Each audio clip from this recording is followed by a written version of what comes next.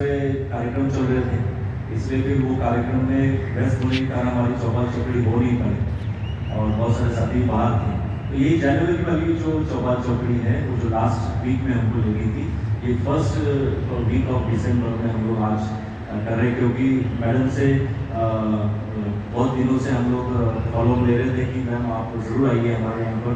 हमने देखिए पहले जब चौपाल चौकड़ी शुरू की थी तो आप सबको याद होगा कि एलोपैथी के मुंबई ठाणा के जो सीएमओ थे, chief medical officer doctor Jadhav, उनको बुलाया था और वो अभी हमारे चौपाल चौकड़ी से वेल कनेक्टेड हो गए। उसके बाद हमने जो है एक और डॉक्टर साहब को बुलाया था और वो होम्योपैथी के थे, डॉक्टर मुफासिल। और फिर उसके बाद में भी हमने आयुर्वेद के एक बड़े डॉक्टर साहब को बुलाया था, वर्मा जी को, वो हिरनदानी में विडोज में रहते हैं।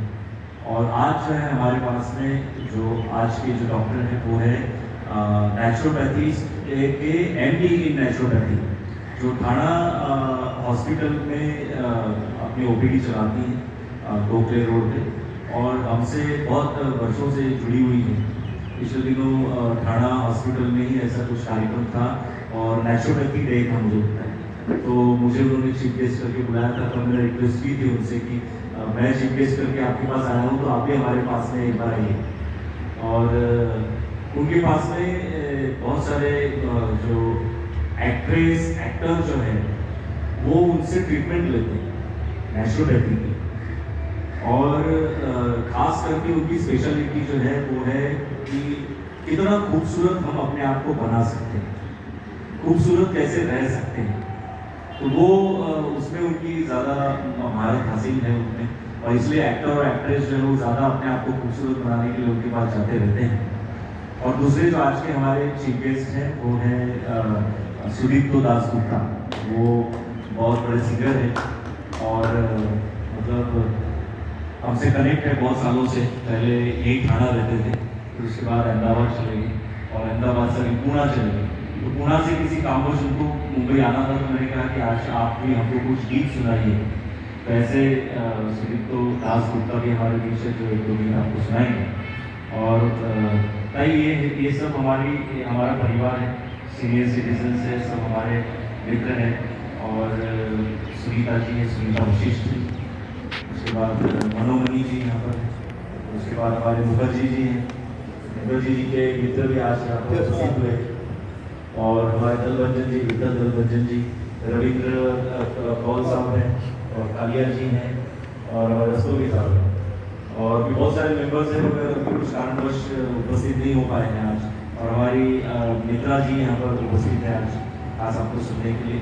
और भले ही हमारी संख्या कम हो और हम उसको जुटा रहे हैं, अभी कार्यक्रम ये सब शुरू हुआ है, तो जैसे जैसे ये बढ़ेगा तो एक एक व्यक्ति जो है वो मतलब 100 के बराबर यहाँ पर बैठे हुए हैं, है ना, खास मतलब ऑडियंस में वो आज हमारे साथ हैं। तो मैं चाहूँगा कि सुनीता जी यहाँ पर आए और वो फूल देकर जो है गुलाब का वो ताई का स्वागत करें, डॉक्टर साहब का।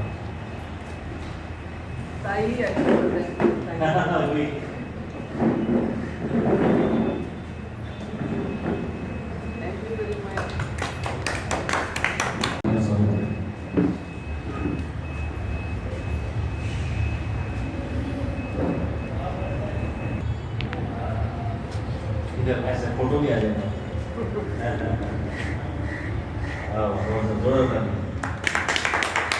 ताली बजाओ, लोग बजाओ, गुलाबी होने तक तालियां बजनी चाहिए। बहुत बहुत धन्यवाद दोस्तों। तो डॉक्टर साहब शुरू होने के पहले जो है आज की जो शाम है इसकी शुरुआत जो है गीत से करेंगे, और सुदीप्तो जी से मैं कहूँगा कि आप जो है हमको कुछ एक दो गीत सुनाएं, और फिर उसके बाद में हम हेल्थ के टॉपिक के ऊपर आगे बढ़ेंगे। मेरे बाद यही तुम लोगों का ख्याल रखेगा। ये बीमा क्या सीक्रेट छुपा रहा है? सर ने बताया कि मैं यहाँ पे आ रहा था काम में, सर ने बोला कि सर आपको मिलना चाहता हूँ। सर ने बोला मिलना छोड़ो, पहले गाना बोलो। एंड मैंने सर के पास कई सीखना चालू किया जब थाने में रहता था, और मैं फार्मास्यूटिकल इंडस्ट्री में काम करता हूँ। 18 साल से वही इंडस्ट्री में हूँ और अभी थोड़ा बहुत समय मिलता है तब थोड़ा सा प्रैक्टिस कर लेता हूँ और जो भी सीखे है कोशिश करूँगा थोड़ा बहुत, बट मैं ये भी रिक्वेस्ट करूँगा कि अगर पॉसिबल हो तो आप लोग भी मेरे साथ थोड़ा गाइए, थोड़ा मसला बढ़ेगा। Thank you.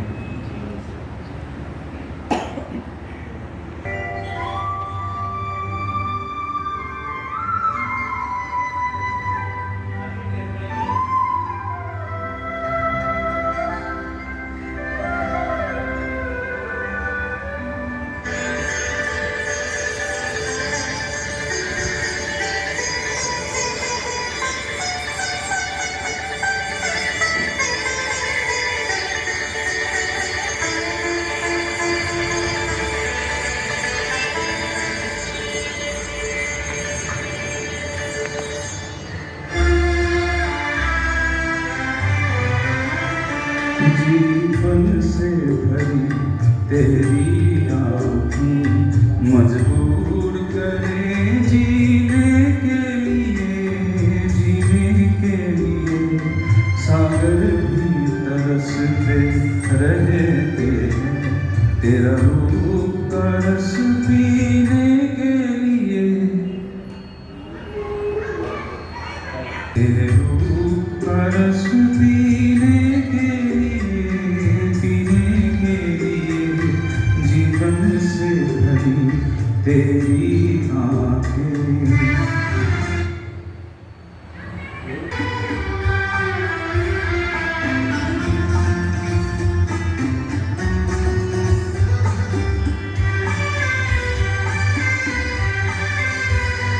तस्वीर बनाए क्या कोई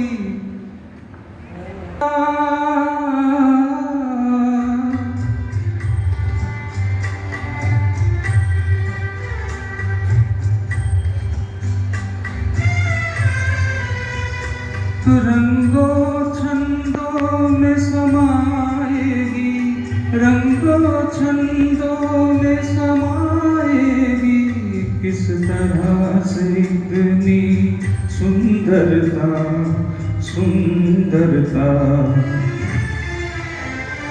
एक धड़कन है तो दिल के लिए, एक जान है तू जीने के लिए, जीने के लिए जीवन से भरी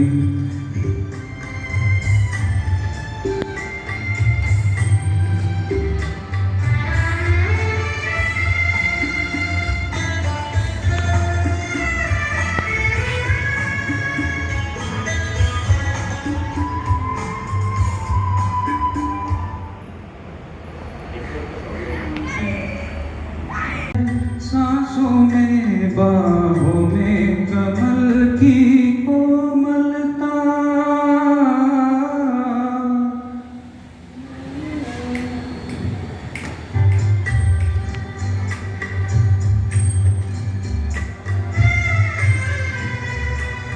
किरणों का तेज है चेहरे पे, किरणों का तेज है चेहरे पे, हिरणों की है तुझ में चंचलता चंचलता।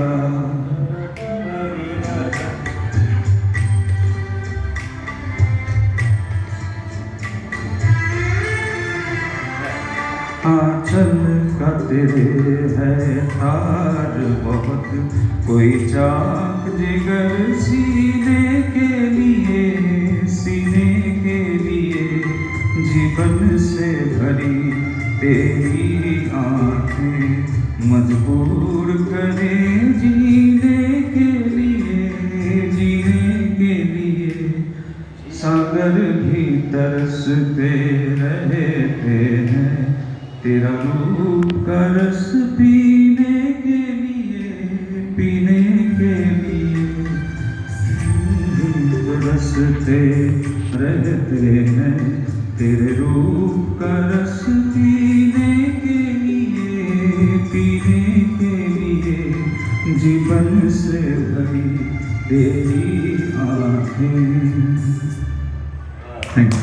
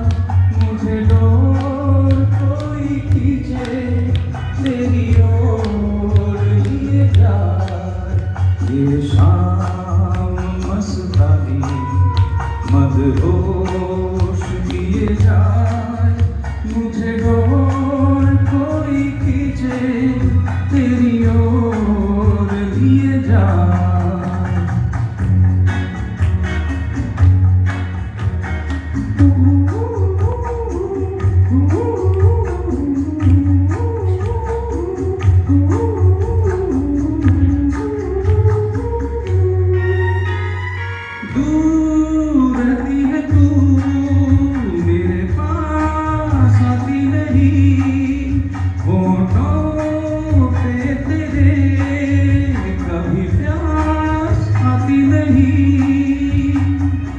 ऐसा लगे जैसे कि तू हंस के जहर कोई पिए जाए। ये शाम मस्तानी मदहोश किए जाए, मुझे डोर कोई खींचे तेरी ओर लिए जाए।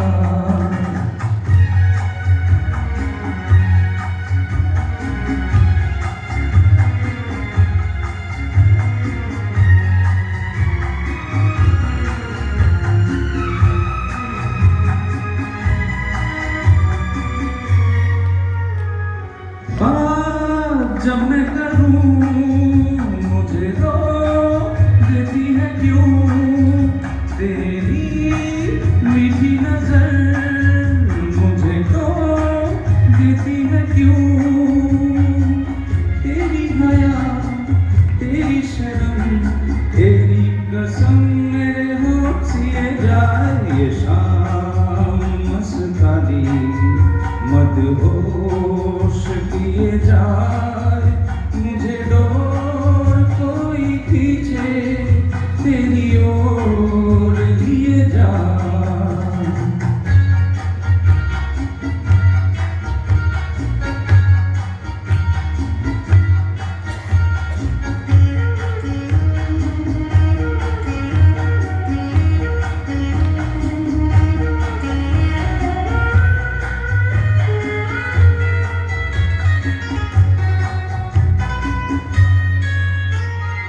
एक रूठी हुई तकदीर जैसी कोई, खामोश ऐसी है तू तस्वीर जैसे कोई। तेरी नजर बन के जुबान लेकिन तेरे पैगाम दिए जाए। ये शाम मस्तानी मदहोश किए जाए, मुझे डोर कोई खींचे तेरी ओर लिए जाए।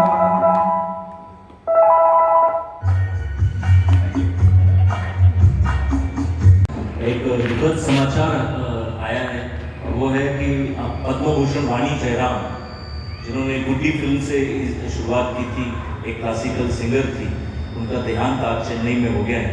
तो 1 मिनट का मौन भी हम उनके लिए रखकर उनको श्रद्धांजलि देंगे। अपनी जगह पर ही बैठकर ही दीजिएगा, ठीक है। मैं ओम बोलूँगा, उसके बाद में हम शांति ये करेंगे, ठीक है। समय जो है वो रील बजी होगी।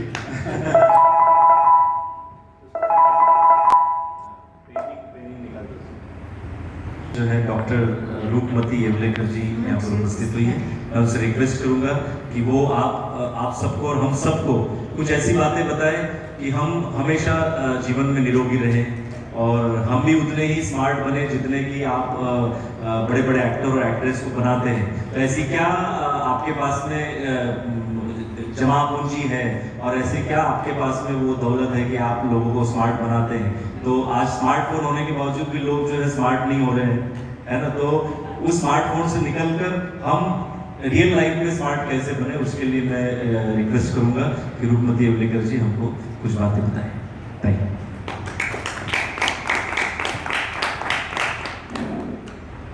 पहली बात है कि मुझे ताई बोलना मुझे बहुत अच्छा लगता है। ताई बोले तो मेरे भी 2 छोटे भाई बहन हैं, मुझे ताई नहीं बोलते, मुझे बहुत दुख होता है। वो ताई नहीं बोलते इसलिए फिर वो नहीं बोलते, जाने दो। तो ताई बोलेंगे तो ज़्यादा अच्छा लगता है। दूसरी बात है कि दुबे सर जो है वो तो राजीव सर के साथ मतलब बड़े हुए हैं, तो उनके पास इतना खजाना है दवाइयों का। मैं भी उनमें से ही कुछ आपके लिए बांटना चाहती हूँ। हाँ, मैं आज 15 साल ये नेचुरोपैथी पढ़ाती भी हूँ, 30 साल इससे प्रैक्टिस करती हूँ। शिवाजी पार्क में की, इधर ठाणे में करती हूँ, ठाणे हेल्थ केयर हॉस्पिटल में। और मैं बहुत जगह मतलब इंडिया में घूमी हूँ, क्योंकि मेरे हस्बैंड सेंट्रल गवर्नमेंट सर्विस में थे। तो कलकत्ता में हमारी ट्रांसफ़र हुई थी, भावनगर में थी, अहमदाबाद में थी, बाद में बड़ौदा आए और फाइनली हम लोग अभी इधर आए ठाणे में। 20 साल हो गए, अभी ठाणे में ही है। तो इतना सारा प्रवास किया और हर जगह कुछ ना कुछ मैं सीखते आई। कलकत्ता में थी तभी मैंने, मेरी बेटी तभी 3 साल की थी, तभी मैंने ये नेचुरोपैथी MD बोटनिकल गार्डन में बैठ के इसकी स्टडी पूरी की, मतलब रिसर्च करके ही की है मैंने। मैं कोई भी पोस्टल कोर्स या कुछ क्वेश्चन आंसर्स लिख के नहीं मैंने MD किया, मैंने रिसर्च किया और मैंने MD का अभ्यास किया। मदर तेरेसा जी के हाथ से मेरा सत्कार हुआ था, तभी मैंने MD का सर्टिफिकेट उनसे लिया था। मुझे और बहुत मतलब दुख की बात है कि एक 8 दिन के बाद ही उनका देहावसान हो गया। फिर मेरे नसीब में था कि उनके हाथ से सर्टिफिकेट लेना, वो मेरे मतलब मैं बहुत मेरा भाग्य समझती हूँ। अभी जैसे ही कि सर ने बताया है कि मेरे पास सेलिब्रिटी आते हैं, सब आते हैं, फिर मुझे ज़्यादा करके अगर आप लोग पूछो ना तो हम सभी जो है ना वही मुझे उनके साथ ही ट्रीटमेंट करना बहुत अच्छा लगता है। और सेलिब्रिटी भी आ जाएंगे, बहुत आते हैं, फिर मैं कभी उनके पीछे भागती नहीं बैठी, क्योंकि उनको लगा कि इसके पास हम जाए और कुछ ट्रीटमेंट करें। मैंने कभी किसी का नंबर भी नोट नहीं किया, किसी के साथ फोटो भी नहीं निकाला। एक जो उषाताई नाडकर्णी है, वो मुझे अपनी छोटी बहन समझती है, इसलिए वो अभी तक अभी लास्ट वीक में ही मेरे घर में आके गई, क्योंकि उसको मुझे देखे बिना उसको चैन नहीं आता है, इसलिए वो मुझे देखने के लिए मेरे घर में भी आती है कभी कभी। तो लास्ट वीक में ही वो आके गई। तो जिनको लगता है कि भाई ये कुछ अच्छा करती है और वो मुझसे संबंध रखते हैं, मैं उनसे कुछ उनके पीछे भागने नहीं जाती, पहली बात है। क्योंकि मुझे नेचुरोपैथी का, निसर्ग उपचार का, प्राकृतिक चिकित्सा का प्रचार करना है। मुझे कोई अपने लिए बड़प्पन ये वगैरह कुछ भी नहीं करना है, इसलिए मैं कभी किसी के पीछे भागती नहीं, पहली बात है। और आज हम देखेंगे कि नेचुरोपैथी में मतलब अभी हम, आप और मैं भी सीनियर सिटीजन ही हूँ, तो हमारी तकलीफें क्या है कि आप जानते हो, मैं भी जानती हूँ, as I am also senior citizen, तो मैं भी जानती हूँ कि हमारी तकलीफें क्या है। ओवरऑल जब भी कोई भी व्यक्ति मेरे सामने आते हैं तो मैं देखती हूँ वो कैसे चलते हैं, क्योंकि हमारा बुढ़ापा कैसा आता है, हमारे पैरों से आता है। जैसे अभी आप लोगों ने भी देखा होगा, मैं यहाँ तक ठीक चल के आई, फिर वहाँ से चढ़ने में मुझे दिक्कत हुई। ये दिक्कत क्यों हुई? क्योंकि मैं आपके ही वो लोढ़ा के आमरा में गई थी और उधर ही मेरे पैर में कुछ ये हो गया और तभी से मेरा ये लेफ्ट पैर जो है वो नादुरुस्त हो गया है ऐसा। तो कुछ ना कुछ प्रॉब्लम्स हमें तो आते ही रहते हैं। तो पहला हमारी जो समस्या है यही दिनों में, विंटर सीजन में, तो हमारे जो भी नर्व पेन, मसल पेन, हड्डियों में दर्द, ये सभी चीज़ें, फ्रोजन शोल्डर है किसी को नी पेन है, ये कुछ ना कुछ समस्याएं हमारे जीवन में आते ही है। मतलब अभी समझो फरवरी तक किसी को नी पेन रहता है, क्योंकि ये तो ठंडी का मौसम है तो नी पेन रहता है। जब भी मई मंथ आ जाता है तभी हमें ऐसा लगता है कि अभी मुझे कुछ नहीं है, 2-3 महीने पहले कि इतना पेन हो रहा था और अभी क्यों नहीं है। तो ये जो मौसम है, विंटर सीजन जो भी है, उसके कारण ही हमारे जॉइंट में पेन होता है। और बाद में जैसे ही गर्मी का मौसम आ जाएगा वैसे ही हमारे नी पेन और ये जो जॉइंट पेन है वो ठीक होता है।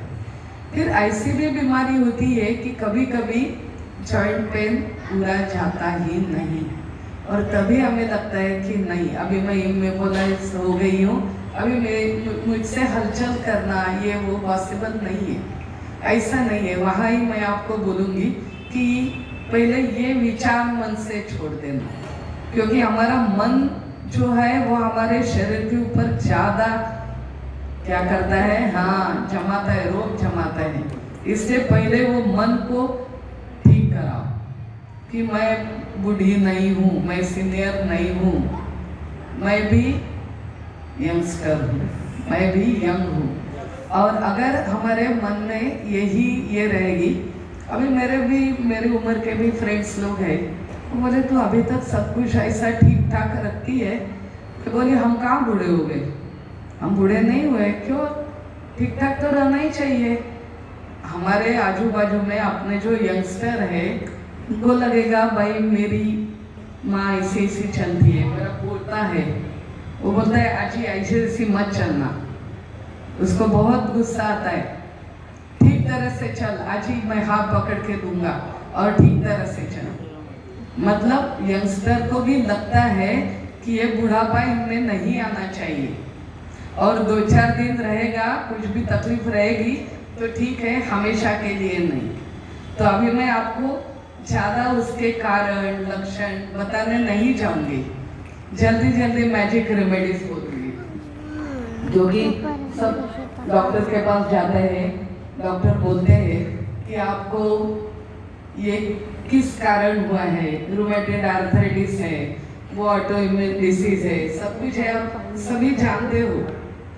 फिर मैं उसी में नहीं जाने वाली, जल्दी से जल्दी, क्योंकि मेरा एक जगह एक प्रोग्राम हुआ था, ये जो डॉक्टर कुमड़ा है उनके यहाँ जो प्रतिष्ठान है उनमें मेरा एक कार्यक्रम हुआ था, और तभी उन्होंने मुझे सब्जेक्ट दिया था कि चल रूपमती मैजिक रेमेडीज बोल।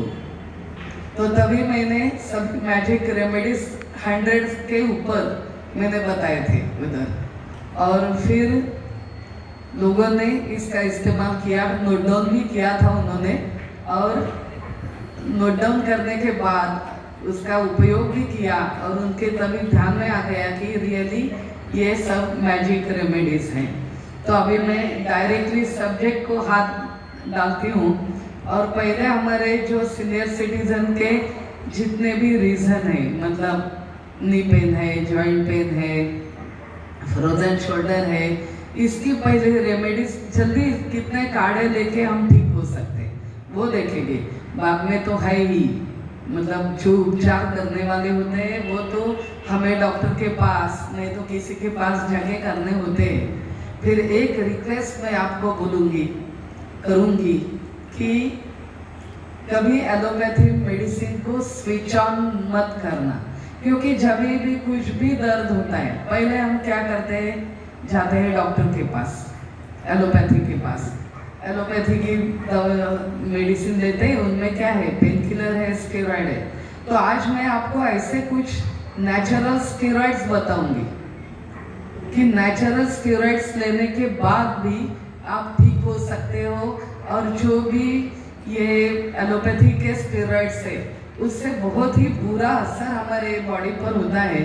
और ये आप लोगों ने सुना भी होगा, ये जो सिद्धार्थ शुक्ला है जो टीवी स्टार, उसका भी देहांत क्यों हो गया, वो बहुत सारे स्टेरॉइड लेता था।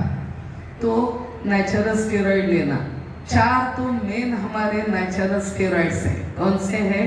एक है शिलाजीत, दूसरा है गुग्गल, तीसरी है हल्दी, चौथा है गार्लिक, 5वां है अदरक। ऐसे तो 10-12 है, फिर ये मेन है। तो ये मेन स्टेरॉइड्स अगर हम लेते हैं, अभी अदरक कैसा स्टेरॉइड रूप में लेना वो मैं आपको बताती हूँ। अदरक तो हम खाते हैं मसाले में, सब्जियों में डाल के हम अदरक खाते हैं, चाय में डालते हैं। आजकल चाय तो अदरक वाली ही सभी पीते हैं, तो मुझे पता है। फिर अभी ये अदरक स्टेरॉइड के रूप में हम कैसा लें, या गार्लिक जो भी है, लहसुन है, वो हम कैसे स्टेरॉइड के रूप में दें, वो मैं आपको बोलती हूँ। अभी क्या करना है, हमें आधा कप दूध, आधा कप पानी, उसमें 4 से 5 कलियां गार्लिक की डालनी है हमें और वो उबालने के लिए रखना है। क्या है? आधा कप दूध, आधा कप पानी, 4-5 कलियां लहसुन की उबालने रखा है।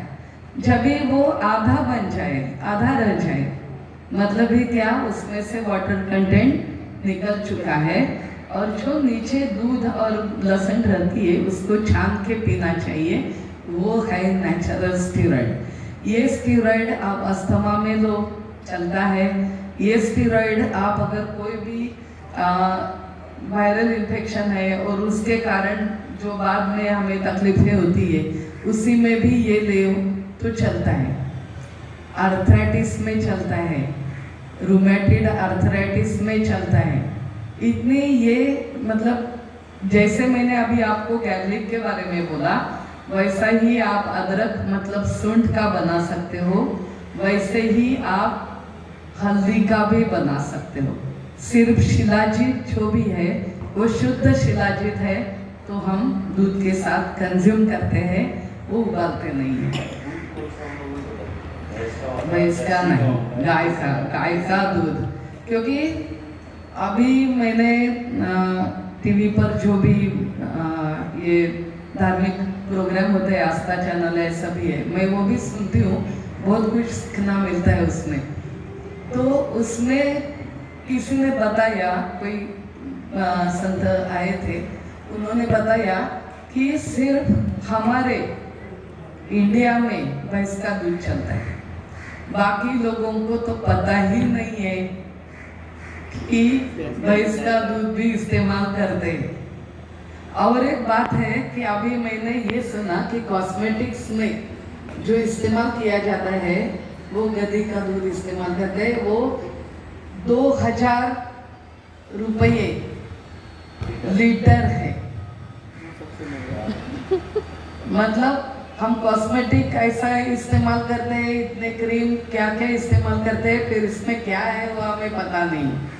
तो इतनी महंगी कॉस्मेटिक्स क्यों होती है और उसके लिए हम और क्या क्या कर सकते हैं कि ये कॉस्मेटिक्स हम अपने घर में भी बना सकते हैं। अभी मेरा कोर्स हुआ था आयरोली में, तो उसी में मैंने 10 प्रकार के क्रीम्स सिखाए और उसमें बोटॉक्स वाला भी सिखाया कि जैसे ही हमारी उम्र हो जाती है तो ये स्किन सैगिंग हो जाती है, नीचे झुकती है, तो उसके लिए हम बोटॉक्स वाला क्रीम कैसा बनाएं।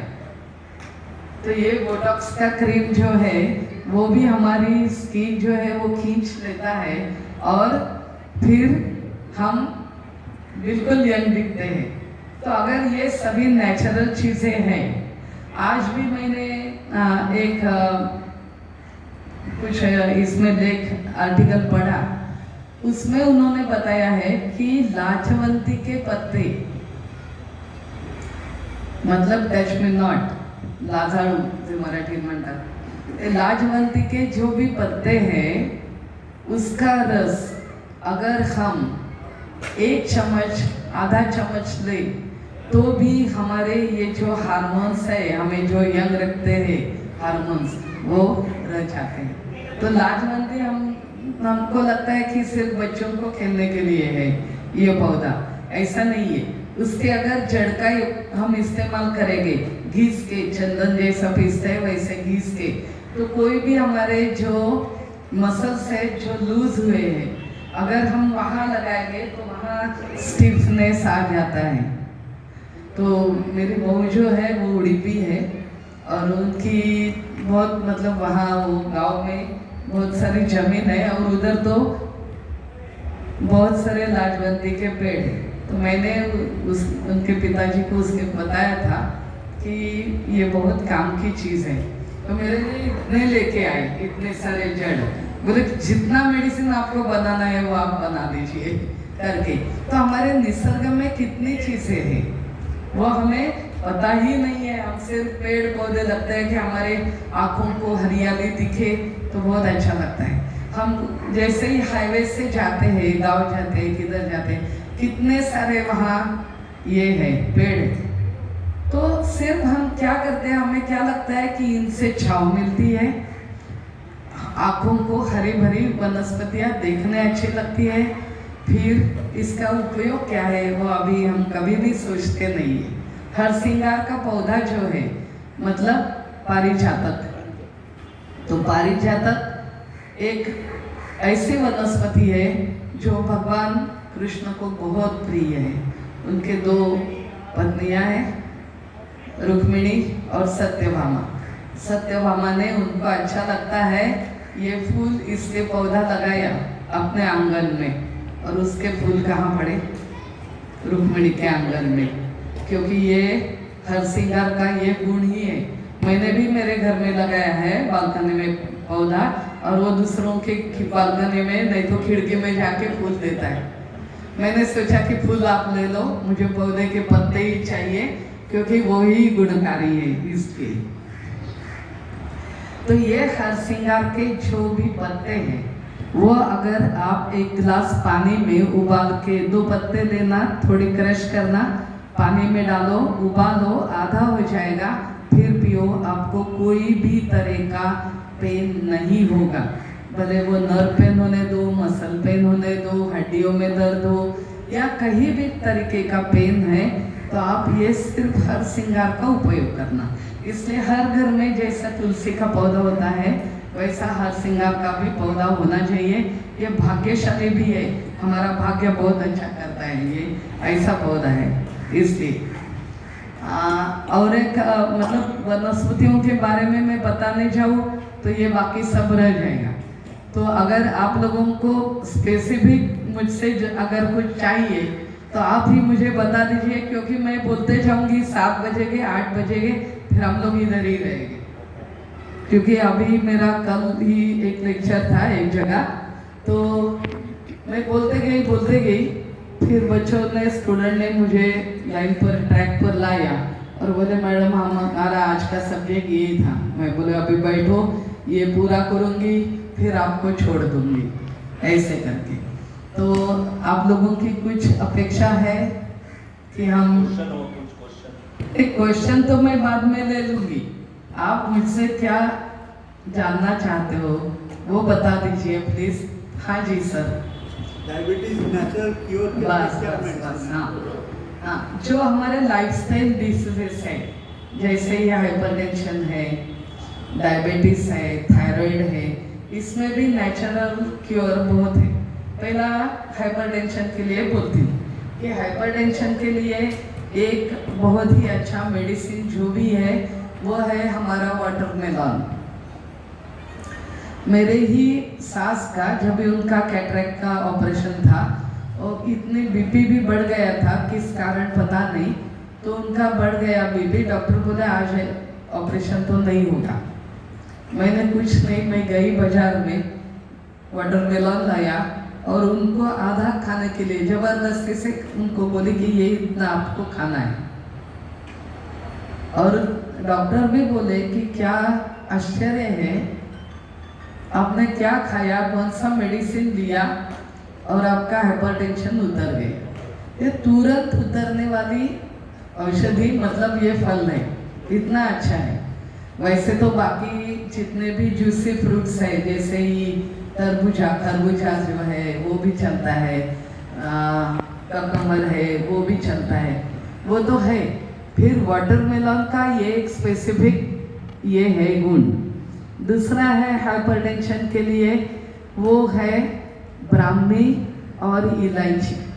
1 कप दूध में आधा चम्मच ब्राह्मी और 1/4 चम्मच इलायची आप लीजिए। 8 दिन कंटिन्यूस लेना। गर्मी की वजह से जो भी हमारा प्रेशर बढ़ता है, आप देखोगे कि बिना कोई भी दवाई ये कंट्रोल में आ जाता है। तीसरी बात जो भी है वो है बेल के पत्ते, जो हम भगवान शिव को बेल के पत्ते चढ़ाते हैं, बेलपत्र।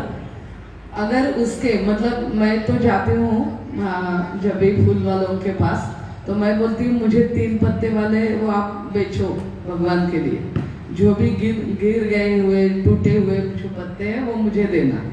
और उसकी मस्त की चटनी बनाती हूँ। चटनी मतलब उसमें नमक मिर्ची नहीं डालती, सिर्फ वो क्रश करती हूँ और पानी में उबालती हूँ। जैसा ही वो जितनी क्वांटिटी लिया था वो आधा हो जाता है पानी, फिर छान के बॉटल भर के फ्रिज में रखती हूँ। गर्मी में जितना भी हमारा प्रेशर बढ़ता है ये बेल के काढ़े से 150% उतर जाता है। और एक है वो है अर्जुन छाल का काढ़ा। तो आप लोगों को पता होगा, डॉक्टर भी हमें प्रिस्क्राइब करते हैं अर्जुनासव। ये अर्जुन की छाल का काढ़ा है, ये अर्जुनासव है। वो सिर्फ हाइपरटेंशन या हार्ट डिसीज के लिए नहीं है, तो हमारे हड्डियों के लिए भी ये बहुत अच्छा है। स्किन के लिए भी अर्जुन छाल बहुत अच्छी है। स्किन का जो भी हम फेस पैक्स बनाते हैं उसी में हम ये अर्जुन की छाल 100% मैं डालती हूँ। जिनको भी पिंपल्स है, पिगमेंटेशन है, उनके लिए ये अर्जुन की छाल बहुत ही क्या है, असरदार है ये अर्जुन की छाल। तो इतने सारे गुण ये अर्जुन में है, बिल्व पत्र में है, या वाटरमेलन में है, ब्राह्मी में है। ब्राह्मी के तो कई सारे हैं उपयोग, जैसे ही रिलैक्सिंग, हमें रिलैक्स होना है तो अगर थोड़ा ब्राह्मी का रस हम अपने फोरहेड टेम्पल पर लगाए तो बहुत अच्छा होता है। अभी ये सभी हम लोगों को ये पॉसिबल नहीं है कि ब्राह्मी कहाँ उगाए, क्या करे। तो इसके लिए मैंने एक बहुत अच्छी थेरेपी ढूंढ निकाली है, आप लोगों को भी बताने में कुछ नहीं, कि मैं पोटली मसाज, डिफरेंट टाइप के पोटली मसाज देती हूँ। वो स्किन के लिए होता है, उसमें दूसरे मतलब अलग द्रव्य होते हैं। हेयर के लिए होता है, उसमें अलग द्रव्य है। जो हमें एंग्जाइटी, भय, उसके लिए है तो उसके लिए अलग टाइप की पोटली होती है। पेन है तो पेन के लिए भी अलग टाइप की पोटली होती है। सर्दी खांसी हो गई है तो उसके लिए भी एक पोटली होती है। जैसे कि अभी कोविड हो गए तो ऑक्सीजन का बहुत ही मतलब ये चल रहा था, तो मैंने मेरे घर में ये एक पोटली बना के रखी थी जिसमें था अजवाइन, कैम्फर और वेखंड, जिसको हम मराठी में वेखंड बोलते हैं, पता नहीं हिंदी में क्या बोलते हैं वो पता नहीं। फिर वो ऐसे मिला के एक पोटली बना के मैंने रखी थी। हर एक की व्यक्ति की हर मतलब एक को एक पोटली बना के रखी थी और वो इनहेल करने के लिए, सूंघने के लिए मैंने दी थी कि कभी कुछ भी किसी को ऐसा लगे कि हमें सांस फूल रही है, कुछ हुआ है, तभी ये आप लोग सूंघना। मेरे घर में मैं, मेरे हस्बैंड, बेटा, बहू, छोटा पोता मेरा और मेरी बेटी कभी कभी आती है मायके, तो उसके लिए सभी के लिए 6 पोटली मैंने बना के रखे थे और बोला था कि हर एक ये करना। एक इम्यूनिटी का काढ़ा भी मैंने, उसके द्रव्य भी बना के रखे थे। आज ही सवेरे मैंने सुना कि कोरोना तो जाने ही वाला नहीं है। जैसे फ्लू आया सभी जगह और वो अभी तक है ही, वैसे ही ये जो कोरोना है वो जाने वाला नहीं है। तो हर एक को अपनी इम्यूनिटी स्ट्रांग करनी चाहिए और इम्यूनिटी स्ट्रांग करने के लिए अभी आप लोगों ने कुछ नोट करने के लिए नहीं लाया है, नहीं तो एक काढ़ा मैं बोलती थी, आप लोग वो नोट करके लेना। तो कैसे नोट करोगे? अपने मोबाइल पर करोगे? ओके मैडम ने लाया है, वेरी गुड। हाँ, तो उसमें है पहली चीज वो है अश्वगंधा, दूसरी जो भी है वो है लेमन ग्रास, तीसरा है मुलेठी, चौथी है काले मिर्च, वो बहुत ही कम क्वांटिटी में लेनी है, हल्दी है, दालचीनी है, लवंग थोड़ी बहुत है और मेथी दाना है। ये सभी का मिश्रण पाउडर बना के हम रखे एक एयर टाइट कंटेनर में और उसका चाय बना के, मतलब काढ़ा है वो चाय जैसी होती है। ये काढ़ा अगर आप लोगे तो 100% इम्यूनिटी बढ़ती ही है। इतना ये महत्वपूर्ण और बहुत ही उपयुक्त काढ़ा है मेरा बेटा और बहू दोनों भी डॉक्टर है, डेंटिस्ट है, तो उनका संपर्क बहुत ही मतलब मुंह से देखना ये करना आता था। तो मैंने उनको पहले ही बताया था आप वो बेटाडीन करो, कुछ भी करो। फिर ये काढ़ा दोनों को भी तो घर आने के बाद पीना ही है। और ये इम्यूनिटी का काढ़ा उन्होंने लिया। पूरा ये कोरोना पीरियड जो था वो उनका पूरा अच्छा चला गया, उनको कुछ भी नहीं हुआ। तो ये हाइपरटेंशन का हो गया। अभी डायबिटीज़ के बारे में बताती हूँ। डायबिटीज़ के तो 8-10 ऐसी चीज़ें हैं, ये भी आप नोट कर दीजिए। तो इसमें है पहले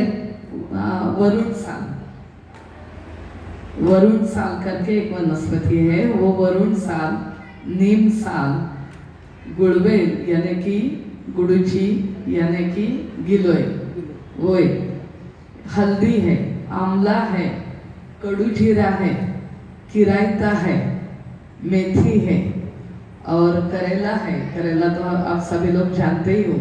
ये सभी का मतलब ड्राई, ये सभी औषधि पाउडर आयुर्वेद शॉप में मिलते हैं। आप इकट्ठा करके रखिए और हर दिन सवेरे एम्प्टी स्टमक 1 चम्मच ये पाउडर लुकवार्म वाटर में, गुनगुने पानी में आप लेते चलिए। आपको कभी भी, जिनको नहीं है प्रॉब्लम उनको भी, और जिनका ठीक मतलब डायबिटीज़ है उनका भी कंट्रोल रहता है। मुझे भी डायबिटीज़ है क्योंकि माँ बाप की देन है। हाइपरटेंशन है वो भी पिताजी की देन है। तो ये सभी है। फिर अभी है तो है, उसमें से तो हमें कंट्रोल में रखना चाहिए। और मेरा एक जो वाक्य मतलब मैंने मेरे दिमाग में बिठाया है कि फ्रॉम ड्रग्स टू ड्रगलेस। हम हमेशा डॉक्टर के पास जाते ही है, कुछ भी होता है तो इमरजेंसी के लिए वो मेडिसिन ठीक है, फिर आहिस्ते आहिस्ते हमें फ्रॉम ड्रग्स टू ड्रगलेस जाना है। तो ये ड्रगलेस जाने के लिए ये सभी स्टेप्स हैं कि हम जितना भी इसके लिए ये नेचुरल पर जाए उतना ही हमारी बीमारियां भी कम हो जाएगी और हम ठीक रहे। तो ये एक जो मैंने चूर्ण आपको अभी बताया वो एक है। समझो ये चूर्ण आपको तुरंत बनाना नहीं पॉसिबल है। तो ये जो हमारे करी लीव्स है, कड़ी पत्ता के पत्ते, हाँ मीठा लीमड़ा, हाँ वो हमें लेना है। और उसके जो मैच्योर्ड लीव है, काले काले जो होते हैं ना, ऐसे पतले पतले नहीं लेने, जो मैच्योर्ड लीव्स है वो हमें लेना है 10-12। और उसी के साथ थोड़ा तुलसी के पत्ते। फिर एक बात है कि तुलसी के पत्ते कभी चबाते नहीं हैं, हाँ, तो इसलिए हम सिर्फ करी लीव्स लेंगे, वो चबा के खाएंगे। मैं जब भी बड़ौदा में थी तभी मुझे कुछ डायबिटीज वगैरह नहीं था। तो तभी क्या हो गया, मैं हर दिन मेरे बंगलों में तभी एक करी लीव्स, कड़ी पत्ता का बहुत बड़ा पेड़ था। मैं जम करके करके वो पत्ते खाती थी। और एक दिन ऐसे ये हो गया कि मुझे चक्कर आने लगी, क्योंकि मुझे तभी शुगर नहीं थी और फालतू में मैं वो खाते खाते गई। मुझे लगा कि मैं पतली हो जाऊंगी, इसलिए मैंने खाई। सच बात तो यही थी। फिर तभी कुछ पतली नहीं हुई, तभी अच्छी खासी मोटी थी, क्योंकि डायबिटीज़ नहीं था तो बहुत सारी मिठाइयाँ खाती थी। मुझे बहुत पसंद है मिठाई। तो अभी तो मेरे नसीब से चली गई है मिठाई, अभी नहीं खाती। तो ये ऐसा होता था, इसलिए डर गई कि भाई चक्कर क्यों आ गई। फिर घर में तो मशीन था मेरे, जो पेशेंट आते थे उनकी टेस्ट करने के लिए, तो मैंने देखा तो मेरी शुगर भी डाउन हो गई थी। तो ये कड़ी पत्ता इतना अच्छा है कि हमारे शुगर कंट्रोल में रखता है। बाकी मेथी दाना है, ऐसे तो बहुत सारे आप लोग भी जानते हो। पनीर के फूल है, वो पानी में रात को भिगो के हम सवेरे वो पानी पिए तो भी पनीर, मतलब हम जो दूध का खाते हैं वो पनीर नहीं, आयुर्वेदिक एक फल है, तो उसका पानी अगर हम पिएंगे तो भी हमारी शुगर कंट्रोल में रहती है। तो ये हो गया शुगर के लिए। अभी मुझे मेरे बहनें पूछेंगे कि थायराइड के लिए कुछ क्यों नहीं बताती, तो वो भी बताती हूँ। थायराइड के लिए एक बहुत ही अच्छा फॉर्मूला है, वो है त्रिकटु, यानी सुंठ मिरी पिंपली। ये 3 जो द्रव्य है वो उसको कहते हैं त्रिकटु। ये त्रिकटु क्या करता है, हमारे डाइजेशन को हेल्प करता है, और जैसा भी हमारा फूड डाइजेस्ट हो जाएगा तो हमें कोई भी एंडोक्राइन ग्लैंड की समस्या नहीं होती है। इसलिए त्रिकटु भी हमें लेना चाहिए। दूसरी बात जो भी है वो है मेथी दाना, आंवला और धनिया। धनिया तो सबसे बेस्ट है थायराइड के लिए। सिर्फ धनिया आप पानी में रात को मतलब सोख करके रखना, ढक्कन रख के, और सवेरे वो धनिया का पानी पियो। आपका एक थोड़े महीनों में ये जो थायराइड है वो कंट्रोल में रहेगा। मैं कभी नहीं बोलती कि आप थायराइड की टैबलेट बंद करो, क्योंकि उसकी पावर आहिस्ते आहिस्ते कम हो जाएगी। इसलिए ये मेडिसिन आप करना, फिर आहिस्ते आहिस्ते आप डॉक्टर के पास में तो थायराइड की चेक, ये ब्लड टेस्ट करके आप देख सकते हो कि आपका थायराइड आहिस्ते आहिस्ते कम हो जाता है। धनिया मतलब कोरिएंडर सीड्स, ये बहुत ही अच्छा मेडिसिन है इसके लिए। तो अभी डायबिटीज़ का मैंने बताया, हाइपरटेंशन का बताया, थायराइड का बताया, आर्थराइटिस के बारे में मैंने तो आपको बताया ही है। अभी हेयर फॉल के लिए बताऊं। कैंसर में तो मैं नहीं ज़्यादा इसके मतलब ये करती, फिर हाँ सर बताएंगे बिल्कुल। हायपरहायड्रोसिस पण थायरॉइडमध्ये येतो का? हाँ, वो थायराइड के लक्षण है वो एक। हाँ, तो उसी के लिए भी आप मतलब ये जो सभी चीज़ें हैं ना, वो क्या करते हैं, बैलेंस करते हैं, हमारे हार्मोन्स को बैलेंस करते हैं। जो मैंने लाजवंती के बारे में बताया, तो ये लाजवंती जो भी है ना, वो हमारे हार्मोन्स को बैलेंस करता है। जैसे मेनोपॉजल एज आ जाती है, तभी तो हार्मोनल बैलेंस इम्बैलेंस की बहुत समस्या आती है। तभी अगर आप ये 1 से आधा चम्मच, आधा से 1 चम्मच ये लाजवंती का रस पियोगे, तो आप कभी भी ये हार्मोनल इम्बैलेंस फेस नहीं करोगे, और वो थेरेपी तो आपको लेनी ही नहीं पड़ेगी। अगर किसी को लेडीज़ के प्रॉब्लम में है तो उसके लिए बात अलग है, उसके मेडिसिन भी होते हैं, मैं करती हूँ वो भी दवा, तो वो अलग है।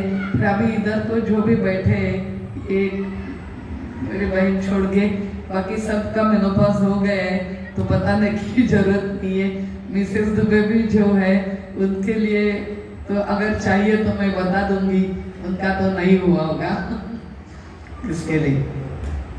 तो अभी हेयर फॉल के लिए बताती हूँ कि हेयर फॉल मतलब नहीं हो जाए इसके लिए, और अगर हुआ है तो एक बहुत ही सिंपल सी मेडिसिन है, वो है मस्टर्ड ऑयल, राई का तेल, उसी में प्याज का रस और नींबू निचोड़ के जहाँ भी बाल चले गए हैं वहाँ लगवाइए, कंटिन्यूअस 7 दिन, और फिर वो धो डालना।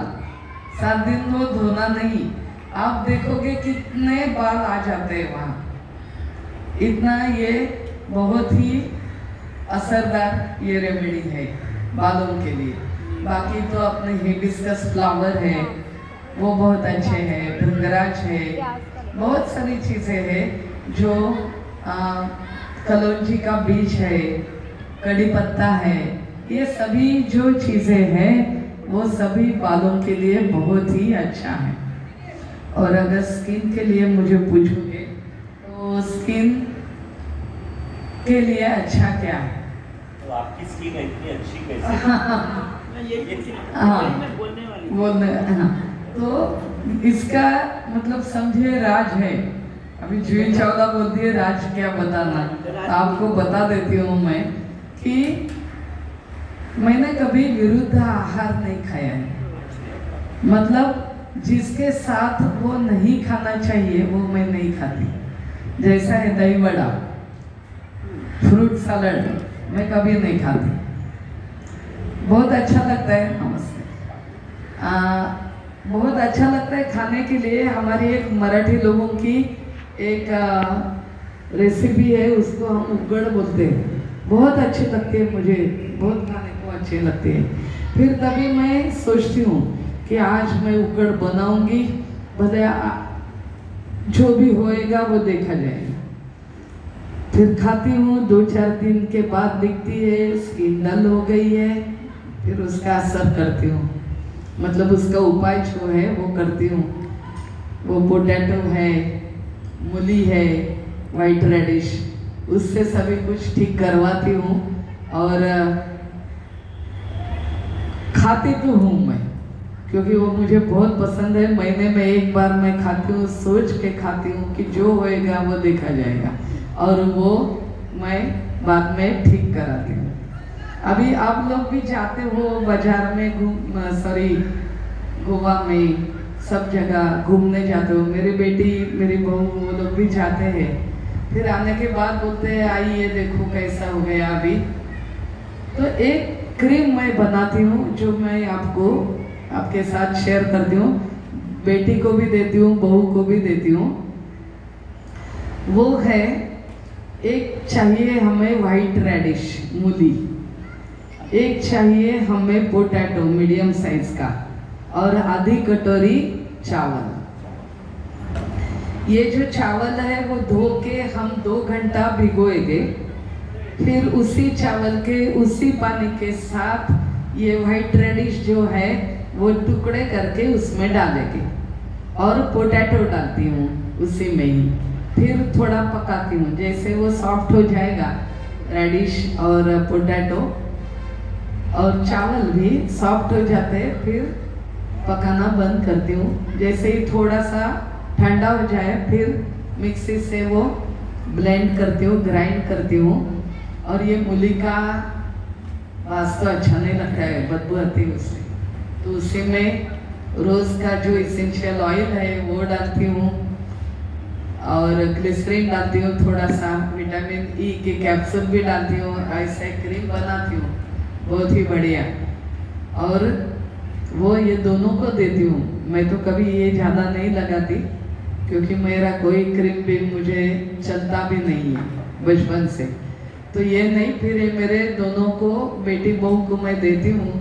फिर असर तो बहुत दिखता है मुझे, तुरंत असर दिखता है कि घूम के आए हैं, बहुत टैन हुआ है, काले काले हो गए। मेरी बेटी भी बहुत अच्छी गोरी है, वो फिर आती है बोलते आई बघ गोव्याहून आले आणि काळी झाले, तो उनको ये मैं देती हूँ उसको, और वो फिर ठीक हो जाती है। तो आप लोग भी ये क्रीम जो है वो ट्राई करो, और आपकी स्किन भी अच्छे रखने की कोशिश करो। एक ही बात, एक ही मंत्र मैं आपको बोलूँगी कि कभी विरोधी आहार मत खाइए। जैसे ही हम विरोधी आहार खाते हैं, अभी उकड़ भी मैं जो बोली, वो तेल की वगार में ताक छाछ डालते हैं और उसी में बनाते हैं, इसलिए ये गलत है प्रिपरेशन। फिर कभी कभी टेस्ट भी होती है ना, तो खाती हूँ। फिर ये खाने के बाद 100% कुछ होता ही है, इसलिए वो गलत है खाना। दही वड़ा भी जो भी है, फिर उसी में से भी आजकल बहुत तरीका हो गया है, वो पानी में डालो, निचोड़ के उसमें से ऑयल निकालो और दही में डालो, थोड़ा बहुत ऑयल निकलता है, होता तो होता ही है उसमें। सॉरी, विरुद्ध आहार कौन सा है? हाँ, विरुद्ध आहार के ना उसके फैक्टर्स भी बहुत है, मतलब देश काल के अनुसार हमारी जो भी जोग्राफिकल कंडीशन है, मतलब समझो मैं तो कोकण की हूँ और मैं वो सोलापुर वालों का खाना उधर कोकण में खाऊं, नहीं ना, नहीं चलेगा, क्योंकि हम तो राइस ईटर है और मेरे हस्बैंड है वो देशस्थ लोग हैं, वो उनको चपाती भाकरी वो तो चलते ही है। तो वो लोगों का खाना अलग है, हमारा खाना अलग है। हम तो नारियल बहुत खाते हैं कोकण वाले, और ये लोग तो बहुत मूंगफली खाते हैं। तो ये मेरा बहुत पहले दिन बहुत ये चलता था, मेरे सास के साथ भी, मेरे हस्बैंड के साथ भी, आप लोग ये खाते हो, मुझे उससे एसिडिटी होती है, पित्त की बीमारी होती है। फिर आहिस्ते आहिस्ते क्या हुआ, 23 साल की उम्र में मेरी शादी हो गई, और ज़्यादा अभी मैं देशस्थ हो गई हूँ, क्योंकि अभी उम्र इतनी बड़ी, तो देशस्थी खाना ही खाती हूँ, और कोकणस्थी खाना तो अपने आप कम हो गया। तो आदत हो जाती है, वैसे हम डाइजेस्ट कर पाते हैं। फिर जैसे आदत नहीं होती है, तभी तो मुझे बहुत ही सहना पड़ा कि ये लोग मूंगफली खाते हैं, वो मूंगफली की, हम तो सोलापुर के हैं ये लेकर लोग, तो मूंगफली की चटनी तो डेली चलती है हमारे घर में। तो वो खाने से इतनी सी खाने से भी मुझे बहुत ही पित्त की बीमारी होती थी। फिर अभी क्या करें, खाते खाते अभी पचाने लगी हूँ। तो जैसा हम देश है वैसा ही हमें खाना खाना चाहिए, पहली बात हो गई। दूसरी बात जो है, जिसके साथ वो नहीं पकाना है वो नहीं। अभी अगर हम कोई भी गर्म चीज़ में हनी शहद डालें तो ये गलत है, विरुद्ध है। मतलब पकाते वक्त भी हमें ध्यान में रखना चाहिए। जैसे नॉन वेजिटेरियन लोग क्या करते हैं, मैरिनेशन करते हैं दही का, और वो जो मछली या कुछ भी है, मैं तो वेजिटेरियन हूँ, पता नहीं मुझे, फिर जो है वो पका फ्राई करते हैं तेल में, तो ये भी गलत है। कोई भी हाँ कोणी कोणी गरम पाण्यामध्ये मध घेऊन बरोबर आहे, हां ते चूक बरोबर चुकीचं आहे। म्हणजे लिंबू पाणी करायचं, थोडं थंड होऊ द्यायचं, आणि मग त्याच्यामध्ये दही घालून, सॉरी शहद घालून आपण पिऊ शकतो, बरोबर आहे। तर कोणत्याही गरम गोष्टीमध्ये कोई भी जो गरम चीज़ हो उसमें हम शहद नहीं मिक्स करते, बराबर। और ऐसे बहुत ये है, समझो हम कश्मीर में जाके आइसक्रीम खाएंगे तो गलत है ना। वैसे ही ये जो केरला है, उधर जाके भी हम कोई भी पसीना आ जाए ज़्यादा, मतलब कोई भी गर्म प्रवृत्ति की, कोई भी गुण की, गर्म गुण की कोई भी चीज़ खाए तो उससे भी क्या होता है, गर्मी अंदर से बढ़ जाती है।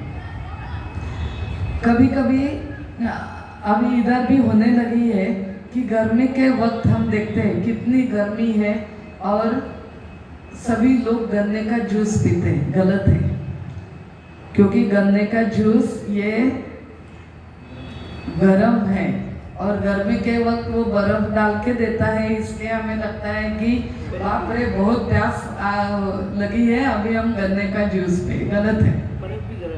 हाँ, तो ये गर्म चीज़ें गर्मी के वक्त नहीं खानी चाहिए। जैसे अभी का ये मौसम है, इसलिए हम संक्रांति में तिल गुड़ बनाते हैं, गुड़ की पूड़ी बनाते हैं हमारे महाराष्ट्रन खाने में। तो ये सभी हमारी जो भी परंपरा है वो अनुसार ही है, इसलिए वो हमें वैसा ही खाना चाहिए, वैसा ही करना चाहिए। फिर गर्मी के वक्त अगर पिकनिक निकली है तो अगर कोई बोले कि नहीं गुड़ पोड़ी बना के दो तो वो गलत है। मेरी भी बेटी एक दिन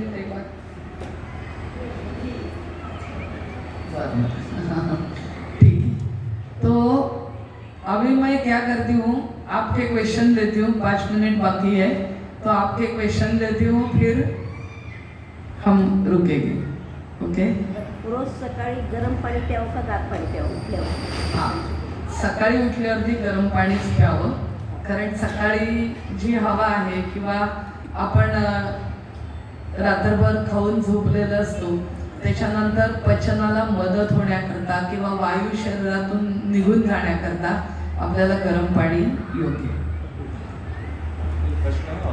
रात को सोने के टाइम भी गर्म पानी बोलते हैं। सोने के टाइम जो भी आपको चाहिए वैसा पानी आप पी सकते हो।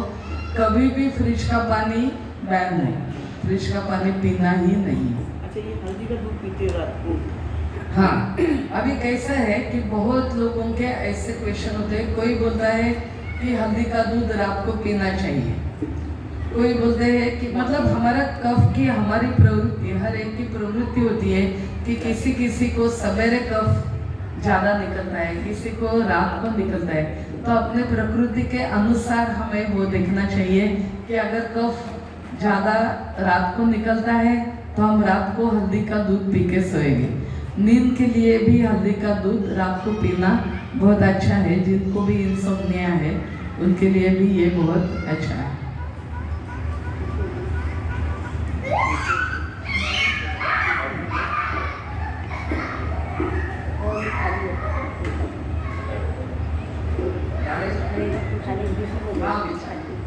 दूध क्यों मना करते हैं डायबिटीज में या मोटापे के लिए? दूध एनिमल बेस नहीं लेना चाहिए। मलाई वाला दूध होता है इसलिए, ऐसे तो मैंने तो सुना नहीं है कि दूध बंद कर दिया। चावल नहीं खाना चाहिए, ज़्यादा कार्बोहाइड्रेट्स नहीं लेना चाहिए। मेरे को क्या, मैंने भी कोर्स किया था एक, पूना के डॉक्टर है, उन्होंने पूरा दूध बंद करवा दिया। दूध की टोटल नहीं, वो नेचुरोपैथ जो भी है वो ये सफ़ेद वाली चीज़ें बंद करते हैं। चीनी है, मैदा है, नमक है, दूध है, सभी सफ़ेद चीज़ें वो बंद कर देते हैं। एनिमल से बना है दूध बोल के नहीं लेना चाहिए, उससे डायबिटीज बढ़ती है, मोटापा बढ़ता है। नहीं, ऐसा नहीं। मोटापा तो स्किम मिल्क लोगे, हाँ, मलाई के नीचे का तो कुछ भी नहीं होता है।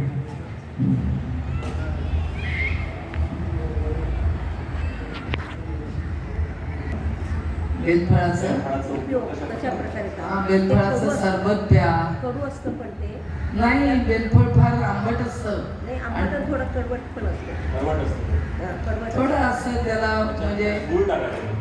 हां, चालतं. गुळ टाकायचा आणि जिऱ्याची पावडर टाकायची, म्हणजे त्याचे गुण आणखीन वाढतात. बेलफळाबरोबर जिरं टाकलं तर जिरं आणि बेलफळ मिळून जे पित्त शमन करण्याचे गुण आहेत ते वाढतात त्याने.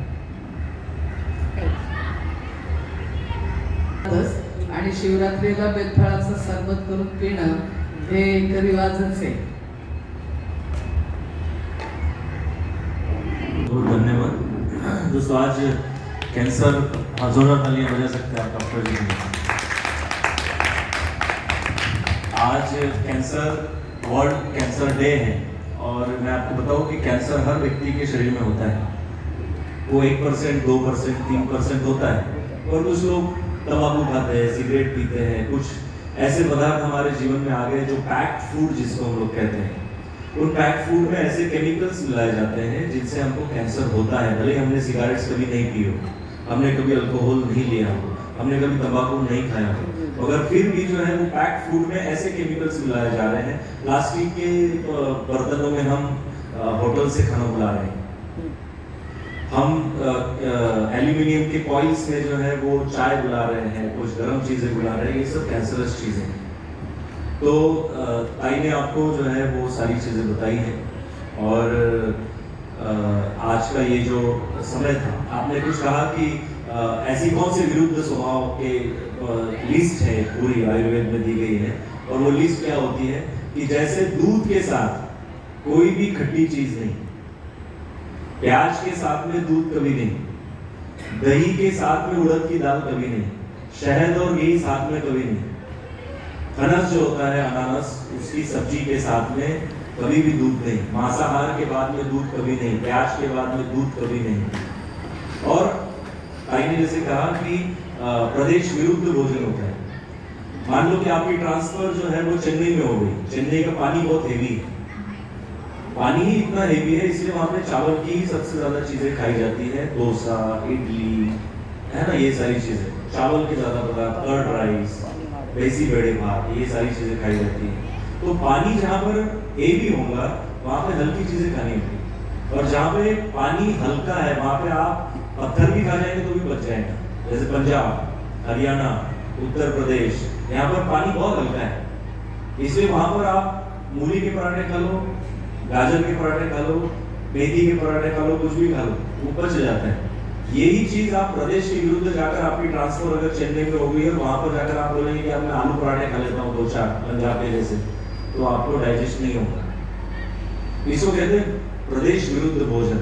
कुछ होता है काल विरुद्ध भोजन, मतलब समय के विरुद्ध। सुबह 6 बजे से लेकर तो 12 बजे तक रस का समय है, फलों का रस और फल आयुर्वेद में बताया गया। मैं 2003 से आयुर्वेद पे रिसर्च करता रहा राजीव दीक्षित जी के साथ में, और इसलिए देश भर से मेरे पास में बहुत सारे लोग आते हैं ट्रीटमेंट के लिए। मेरा अपना क्लिनिक है चरई में, ये मेरा छुपा हुआ गुण है, मैं बताता नहीं बहुत सारे लोगों को। और वहाँ पर हम कैंसर तक की ट्रीटमेंट जो है करते हैं लोगों को, सर्दी खांसी से लेकर कैंसर तक की ट्रीटमेंट फ्री ऑफ कॉस्ट करते हैं, किसी को हम लोग पैसा नहीं लेते। तो पता चला कि सुबह जो रस का समय है 6 बजे से लेकर 12 बजे तक, 12 बजे से लेकर शाम को 6 बजे तक शुरू होता है दही का समय। दही की लस्सी होगी, दही का छाछ होगा या दही होगा, आप ले सकते हैं शाम को 6 बजे तक। 6 बजे से लेकर रात तक जो है ना वो समय शुरू होता है दूध का, मतलब दूध का समय सुबह नहीं है। आप अगर सुबह दूध पिएंगे तो आपकी बॉडी उसको डाइजेस्ट नहीं कर पाएंगी। आपकी प्रकृति जैसी है, मतलब मान लो कि आपकी पित्त की प्रकृति है तो पित्त में कन्वर्ट हो जाएगा, कफ की प्रकृति है तो कफ में कन्वर्ट हो जाएगा, वात की प्रकृति है तो वात में कन्वर्ट हो जाएगा। फिर आपको लगेगा कि अरे ये तो मुझे प्रॉब्लम कर गया।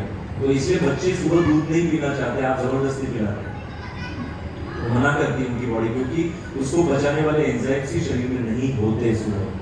तो ये है काल विरुद्ध भोजन, मतलब सुबह दूध नहीं चलेगा, दोपहर को फल का रस नहीं चलेगा, शाम को दही नहीं चलेगा। तो ये जो समय है इस समय के हिसाब से ही हमको जो है, इसलिए हमारे देश में कहावत है कि जैसा देश वैसा भेष, और भेष के बाद में भेषज भी आता है।